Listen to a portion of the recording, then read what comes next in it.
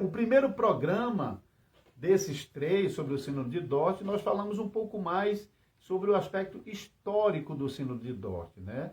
O que gerou, qual era o contexto na Holanda, no início do século XVII, que acabou culminando com a convocação do Sínodo de Dort. Isso nós fizemos no programa 96. O programa 97, o segundo programa, nós falamos mais sobre as sessões do Sínodo de Dort, um pouco mais de dentro do Sínodo, como estava acontecendo o Sínodo, os assuntos discutidos, certas particularidades do Sínodo. E no programa de hoje, para concluir, para fechar esse pacote, nós vamos falar um pouco sobre os resultados do Sínodo de Dort. O que o Sínodo de Dort nos legou? Quais foram os resultados que ficaram como herança para os herdeiros da reforma a partir de Dort? Então, isso é o programa de hoje, os resultados do Sínodo de Dort. Lembrando que o Sínodo de Dort ficou dividido em dois momentos, né? No primeiro momento, o Sínodo de Dort, embora desde o princípio seja um sínodo nacional, um sínodo das igrejas holandesas, para pôr fim à controvérsia acerca da doutrina da predestinação, da eleição e da predestinação, a controvérsia que havia sido levantada pelos seguidores de Jacob Arminius, que era um pastor reformado na cidade de Amsterdã, mas que tinha algumas opiniões que estavam divergindo do restante das igrejas holandesas. As igrejas holandesas permaneceram unidas, com exceção de Holanda, foi a última que até resistiu até o último momento para não acontecer o sínodo. Mas as igrejas estavam interessadas em um sínodo que pudesse pôr fim, de uma vez por toda, a controvérsia, que os herdeiros do pensamento de Armínio, que tinham uma dificuldade de afirmar que Deus, de antemão, já havia decidido o destino dos que seriam salvos e dos que seriam condenados. E então, esses discípulos de Armínio morreu em 1609. Em 1610, esses herdeiros de Armínio haviam protocolado uma reclamação, um protesto junto ao governo holandês, apresentando as suas queixas contra a posição reformada. Esse documento ficou conhecido como os 5 artigos da remonstrância. Então, esse nome remonstrantes surge justamente por causa do documento que esse grupo de pastores apresentou ao governo geral das Províncias Unidas da Holanda. Então, esse documento chamado remonstrância, então essas pessoas ficaram conhecidas como remonstrantes. A palavra remonstrância é a palavra para protesto. Então, esses que apresentaram o protesto, conhecido como remonstrantes, em 1610. Em 1611, no ano seguinte, um grupo de pastores e professores das igrejas reformadas holandesas apresentaram uma contra-resposta a essa remonstrância, que ficou conhecido como a contra-remonstrância. Então, os artigos da contra-remonstrância, os 7 artigos, rebatiam a posição dos remonstrantes. O governo holandês, então, tinha que dar uma solução. Então, para pôr fim, de uma vez por toda, a controvérsia, então, o sínodo foi convocado em 1618, que durou até o ano de 1619. Então, nessa primeira parte do sínodo, para fazer um julgamento mais abrangente acerca da doutrina, da salvação dos pecadores, o governo holandês, junto com as igrejas reformadas na Holanda, enviaram convites para igrejas espalhadas por toda a Europa, para que eles enviassem seus representantes para participar das discussões, a fim de que fosse tomada uma decisão que não fosse apenas das igrejas reformadas na Holanda, mas que representasse a confessionalidade reformada em toda a Europa e também nas Ilhas Britânicas. Então, 79 representantes da Holanda, considerando pastores, professores, teólogos, políticos. Então, no número total de 79, mais 25 representantes das igrejas estrangeiras estavam reunidos nessa primeira parte do sínodo. Então, essa primeira parte do sínodo foi basicamente para tratar da soteriologia e tomar uma posição definitiva contra a posição remonstrante. Então, além desses 104 delegados que tiveram direito a voto no Sínodo de Dort, também 13 representantes dos remonstrantes, liderados por Simons Episcópios, que estavam no Sínodo não como delegados, mas como um tipo de réu mesmo, porque eles foram convocados para prestar esclarecimento e apresentar sua defesa acerca das suas opiniões que estava sendo contestada pelas igrejas reformadas na Holanda, não em absoluto, mas quase geral. E então, depois de fazerem a sua defesa, embora muitas vezes não queriam responder diretamente às perguntas dos delegados do sínodo, os arminianos, assim ficaram conhecidos, né, arminianos, mas o termo mais apropriado para aquele momento é remonstrante, porque esses remonstrantes, eles não seguiram Armínio em toda a medida, né? Armínio, em boa medida, continuou como pastor das igrejas reformadas, morreu como pastor das igrejas reformadas, preservando muitas doutrinas reformadas. Os remonstrantes realmente se afastaram imensamente do pensamento de Armínio, mas, tomando como base essa opinião de que Deus não havia destinado previamente qual seria o destino dos salvos e dos condenados, ficando isso meio aberto. Então, esses sucessores de Armínios estão apresentando também ao sínodo. Então, no dia 14 de janeiro de 1619, o sínodo começara em novembro de 1618. No dia 14 de janeiro de 1619, eles, enfim, foram expulsos do sínodo, porque eles não estavam cooperando para que o sínodo chegasse a uma conclusão.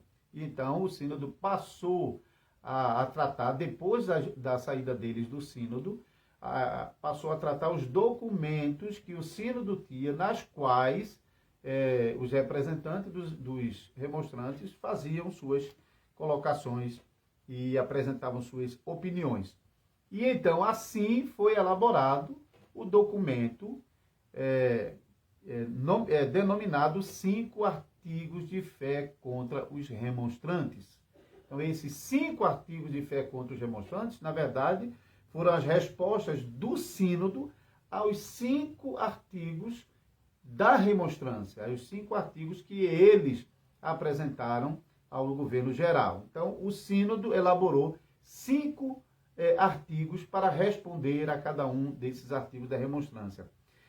A elaboração desses artigos foi muito trabalhoso. Comissões foram montadas para que essas comissões pudessem tratar os assuntos, trazer para a mesa do sínodo, ser tratado no sínodo, e então foram sendo aprovados um a um, e depois que todo o documento havia sido aprovado, então o sínodo se dirigiu do local onde eles estavam se reunindo para a grande igreja de Dort. Eu já mencionei no programa passado também sobre essa igreja, a Grote Kerk, a grande igreja de Dort. Então, eles se dirigiram para lá e, numa grande solenidade, os 5 artigos de fé contra os arminianos foram oficialmente reconhecidos e declarados sobre a igreja reformada na Holanda, e todos os ministros tiveram de subscrever essa confissão. Lembrando que, naquele momento, as igrejas reformadas holandesas já tinham a Confissão Belga e o Catecismo de Heidelberg, que já havia sido adotado oficialmente desde 1571. Né? Então, agora, o terceiro dos documentos oficiais da igreja, os cânones de Dort, os 5 artigos de fé contra os remonstrantes, também conhecido como os cânones de Dort. Então, agora, os 3 documentos oficiais da igreja estão juntos. Hoje nós costumamos usar a expressão as 3 formas de unidade das igrejas reformadas. Quando você ouve sobre as 3 formas de unidade das igrejas reformadas, então você deve entender então as 3 confissões oficialmente adotadas pelas igrejas reformadas no mundo todo. A partir de Holanda, esses documentos se espalharam para o mundo inteiro, e muitas igrejas acabaram adotando esses documentos como padrões de fé oficiais em suas igrejas local.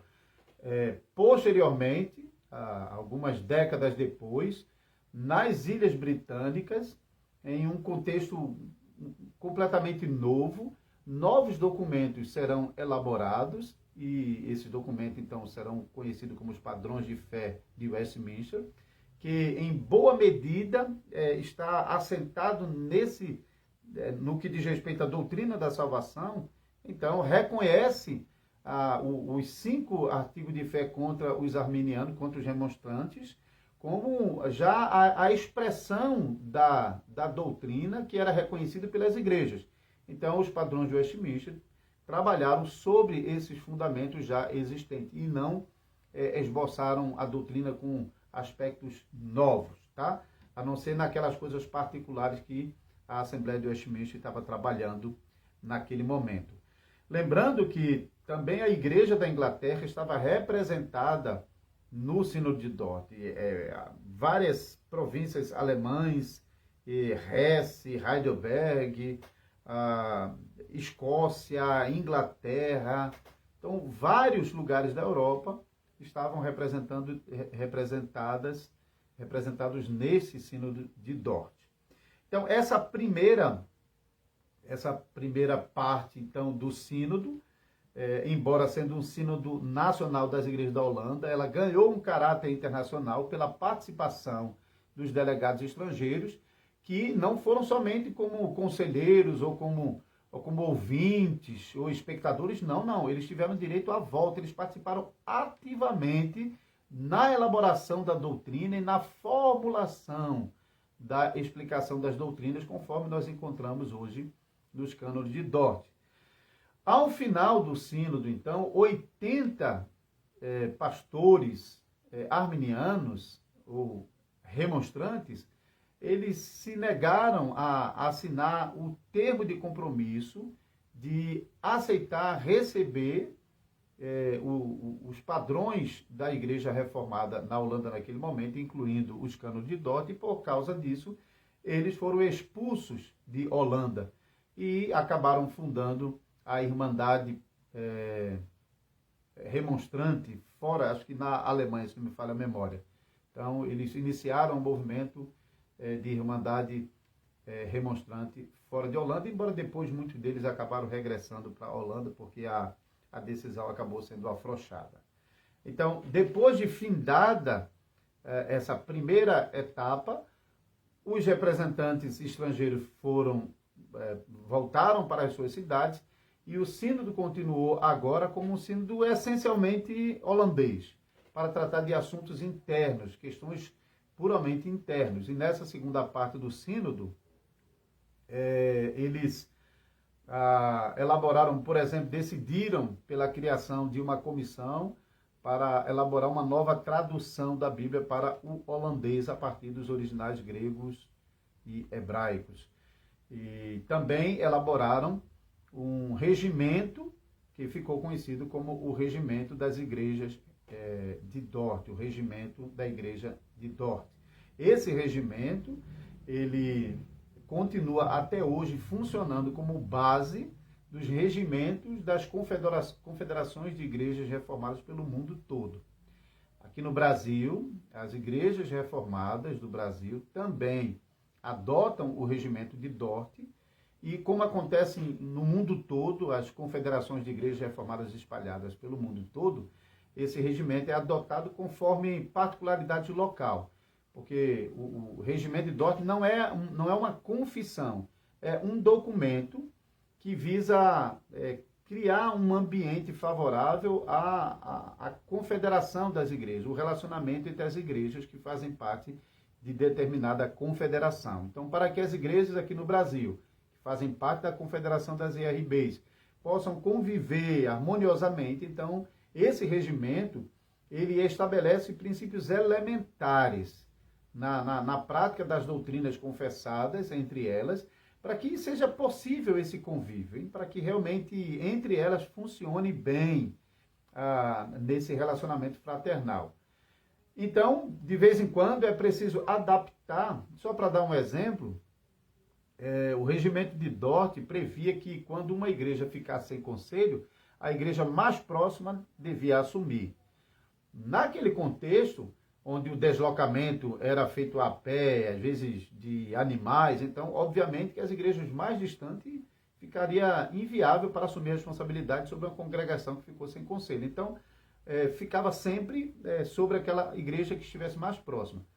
Mas no mundo de hoje, com tecnologia, com avião, às vezes é mais fácil para uma igreja que está mais distante chegar a uma igreja, ou às vezes em razão dela ter mais oficiais do que aquela que está mais próxima.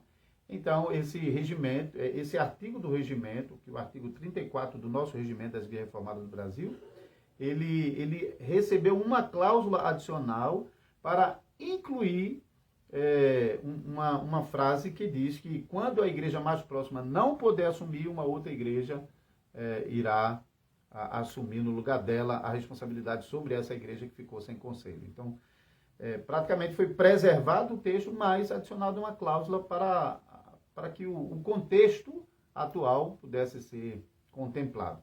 Então, as igrejas reformadas pelo mundo todo continuam usando o regimento de Dort adaptado à sua própria realidade. Assim, então, como resultado do Sínodo de Dort, primordialmente, os 5 artigos de fé contra os arminianos, conhecidos como os cânones de Dort, que funcionam como uma confissão oficial das igrejas reformadas no mundo todo, compondo as 3 formas de unidade, juntamente com o Catecismo de Heidelberg e a confissão belga.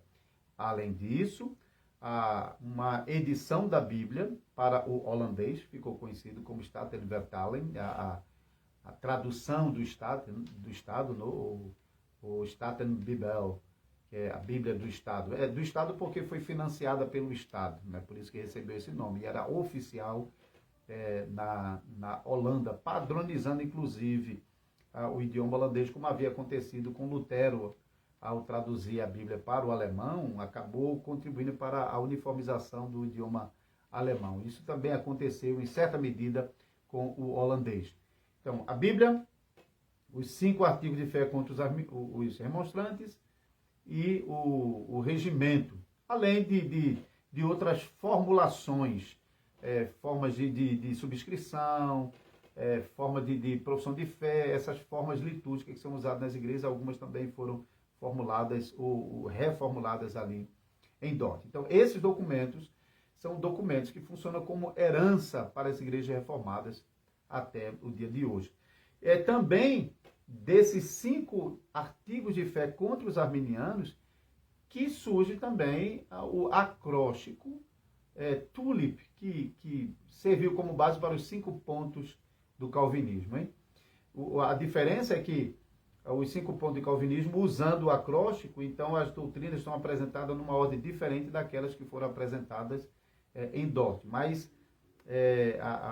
os 5 artigos de fé contra os arminianos serviram de base também para a formulação dos 5 pontos do calvinismo, que não foi criado por ninguém. Foi um ajuste, uma adaptação ao longo do tempo que se popularizou e acabou se espalhando com o acróstico de TULIP, né, os 5 pontos do calvinismo. Nós, em 2018, eu estava trabalhando dentro do projeto Dort Brasil, que publicou uma edição especial comemorativa dos 400 anos do Sínodo de Dort. Eu quero rapidamente falar sobre essa ediçãozinha aqui, porque ela tem algumas coisas aqui especiais que eu prometi no primeiro programa que iria compartilhar com vocês. Eu vou fazer isso aqui agora. Então, por que mais uma edição? Se em português a gente já tem uma edição dos cânones de Dort na Bíblia de Genebra, a gente já tem uma edição dos cânones de Dort publicado nas 3 formas de unidade, que é publicada pela editora Cliri. Por que mais uma? Na verdade, nós a ideia não é criar mais uma e concorrer com as outras, é criar uma edição especial e justificar por que a criação dessa edição especial. Essa edição especial, na sua tradução, você vai perceber diferenças, tanto em relação à edição publicada pelo Cliri, pela editora Cliri, como também a edição que está na Bíblia de Genebra. Por quê? Porque essa tradução aqui, ela tomou por base a versão holandesa e a versão latina antiga. o Sínodo de Dort, o Sínodo elaborou os 5 artigos de fé contra os arminianos no latim e também na língua holandesa. Na língua holandesa, porque foi no contexto holandês que tudo isso aconteceu, e no latim, porque essa primeira parte do sínodo, com a presença dos delegados estrangeiros, foi toda em latim, porque era a língua comum para os outros professores e pastores vindo de outras igrejas. Eles não falavam holandês, mas eles podiam se comunicar com o latim, que era a língua universal, mais ou menos como o inglês é hoje, né? Então, os Cânon de Dort foi escrito uma versão em latim e uma versão em holandês. Então, a nossa tradução ela foi revisada comparando com a edição latim e com a edição em holandês. A gente recebeu a ajuda para o latim do pastor Donald Cinema, que é um dos 4 homens no mundo que consegue ler o latim dessa época em que os Cânon de Dort foi escrito, porque não é somente conhecer o latim, mas a letra que o latim era escrito naquela época, que é muito difícil. Ele é um dos 4 especialistas no mundo. Ele trabalha dentro do projeto Dort, a nível mundial, e nós tivemos o privilégio de trazê-lo ao Brasil, e ele participou da conferência em Maceió. Então, ele sendo especialista em latim, ele nos ajudou com uma revisão. E também o pastor Abraham, sendo holandês, ele trabalhou na revisão a partir do holandês. Então, a gente tem uma edição aqui que é mais rebuscada e é mais contextualizada a partir, não da versão inglesa, que é o caso da tradução do Cleary, e não com aquela antiga tradução dos missionários, que é a tradução que está dentro da Bíblia de Genebra. A tradução da Bíblia de Genebra, dos Cânon de Dort, foi uma tradução produzida pelos primeiros missionários holandeses que vieram ao Brasil na década de 70 e início da década de 80. Então, dito isto, a gente percebe algumas diferençazinhas nessa tradução. Por exemplo, essa tradução não usa a palavra erros para aquilo que os arminianos estavam apresentando em contradição à doutrina da igreja. Essa edição aparece a palavra heresia. Por que essa diferença? Porque a gente achou mais bonito? Porque a gente quer ser mais rigoroso? Não. Porque a palavra holandesa, usada nos Cânones de Dort, ela deveria ter sido traduzida por heresia e não por erro. A versão em latim aparece a palavra error, mas error em latim ali não tem o sentido de erro no português. É o equivalente à palavra dwallen, a palavra holandesa, para heresia. Essa palavra, quando os primeiros missionários aqui no Brasil traduziram a edição que foi para a Bíblia de Genebra, eles não tinham domínio da língua portuguesa, eles dependiam de auxílio de brasileiros que ainda não conheciam tão bem a história da teologia e também da história do Sínodo de Dort. Então, os dicionários estavam oferecendo como opção de tradução a palavra erro, e isso acabou entrando na edição em português, se popularizou na edição que foi para a Bíblia de Genebra. Mas a palavra que realmente equivale do holandês e do latim seria melhor traduzido pela palavra heresia. Então, nessa edição você não vai encontrar lá erros, porque a estrutura do Cânon de Dort é a exposição da doutrina, os erros dos remonstrantes e a refutação dos erros. Só que aqui, então, no invés da palavra erro, nós usamos a palavra heresia. E na introdução do documento, então, você vai encontrar a justificativa para termos usado a tradução heresia e não erro. Está tudo explicadinho, você pode ler na introdução, tá certo? Outra diferença, nós estamos escrevendo a palavra Dort com DT. Não sei se, deixa eu ver aqui pela transmissão se está dando para ler aqui. Normalmente em português foi popularizada a versão Dort, D-O-R-T.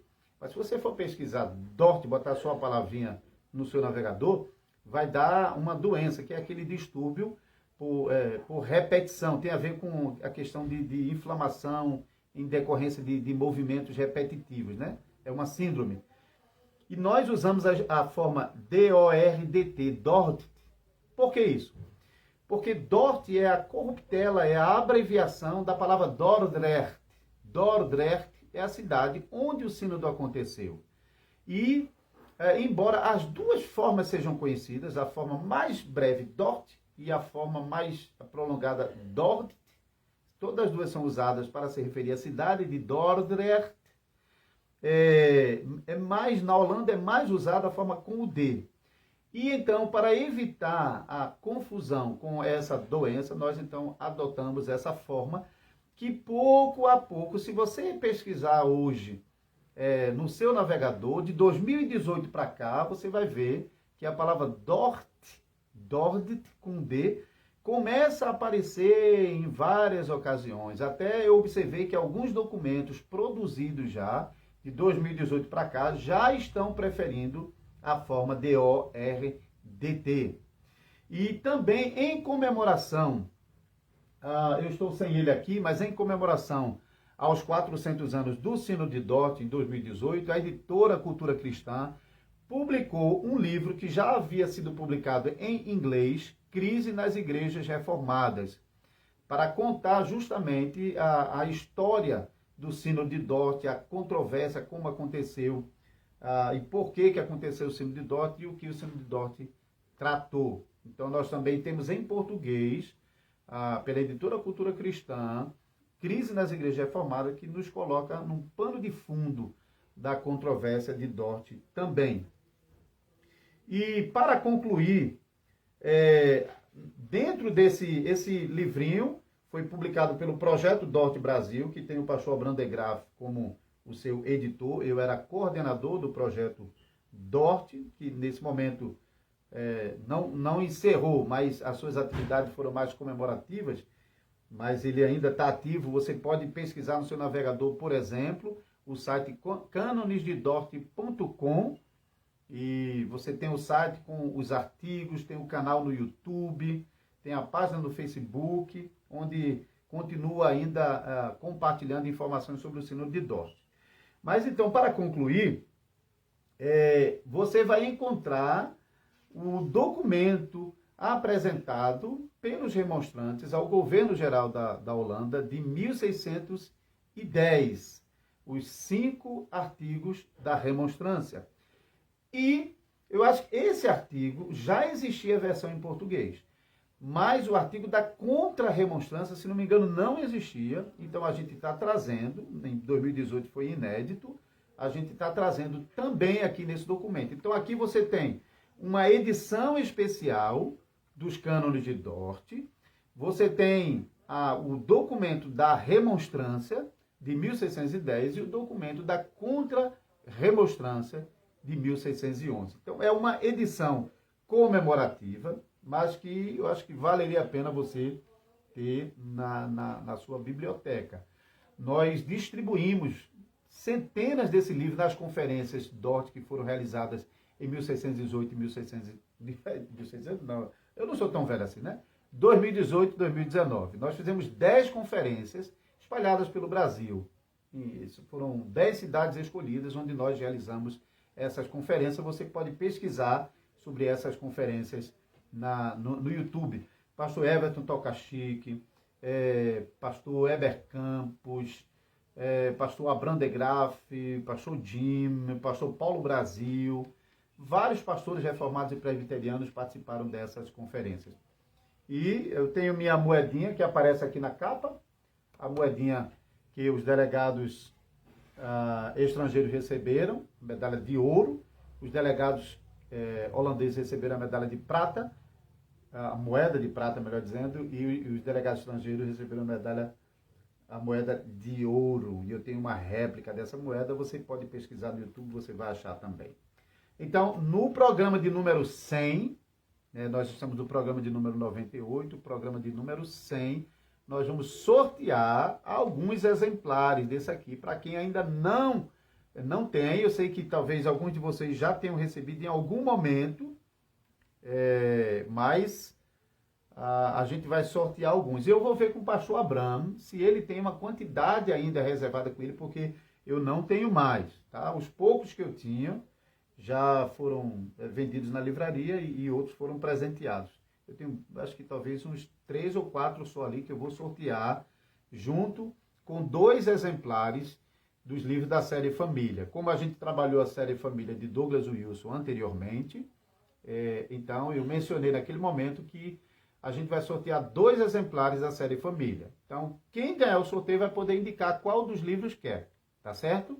Então, porque talvez não adianta eu sortear Reformando Casamento, de repente alguém tem. Então, ele poderá escolher qual livro vai querer. E nós vamos sortear também alguns exemplares da edição especial dos Cânones de Dort.